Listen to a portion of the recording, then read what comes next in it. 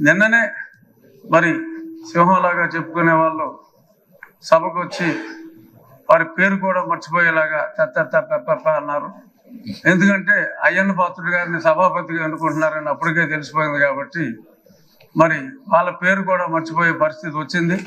అంచేత వాళ్ళు ఎప్పట్లాగా అలాగే ఆ సీట్లన్నీ ఖాళీగా ఉంటాయేమో, మరి ప్రతిపక్ష పాత్ర పోషించాలి అంటే మరి పాలక పక్షంలోనే అందరికీ కూడా మీరు మాట్లాడే అవకాశం, కేవలం పొగడ్తలకే పరిమితం కాకుండా మంత్రులకే అవకాశం కాకుండా అలాంటి శాసనసభ్యులందరికీ కూడా మీరు తప్పకుండా అవకాశం ఇవ్వాలి. సోదరుడు మనోహర్ గారు చెప్పినట్టు మాజీ స్పీకర్ గారు అందరికీ కూడా డిబేట్లో మాట్లాడి ఒక శాసనసభ్యుడికి శాసనసభలో గౌరవం ఉన్నప్పుడే వారి వారి అసెంబ్లీ స్థానాల్లో కూడా వారికి గౌరవం ఉంటుంది.